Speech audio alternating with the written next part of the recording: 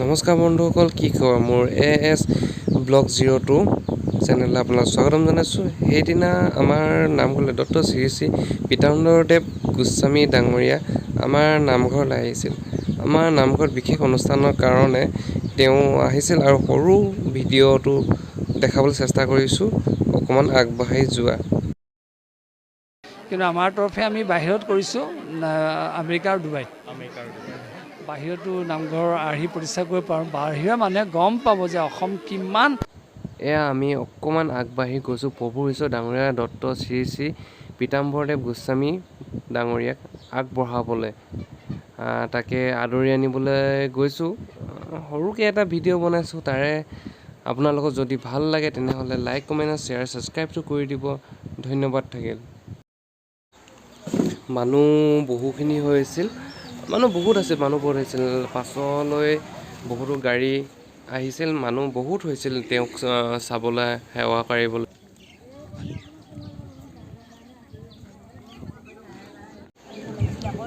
তেখেত আহি পালেহি বাৰু, তাকে আমি চবেই সেৱা কাঢ়িবলৈ ৰখি আছোঁ। বেছি সময় নাই, পাবহি আৰু এয়া পালেহি। আমি প্ৰভু ঈশ্বৰক সেৱা কাঢ়িবলৈ ৰৈ আছোঁ। যদি মোৰ ভিডিঅ'টোত কিবা কোৱা ভুল হয় তেনেহ'লে আপোনালোকে ক্ষমা কৰি দিব।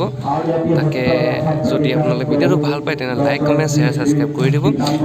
মই পাৰ্থ, মোৰ চেনেল AS ব্লগ 02 আপোনালোকে ছাবস্ক্ৰাইবটো কৰি দিব আৰু পাহৰি নাযাব, কৰি দিব। তাকে এতিয়া ভিডিঅ'টো খুবেই ইণ্টাৰেষ্টিং হ'ব, আপোনালোকে ভিডিঅ'টো চাই থাকক।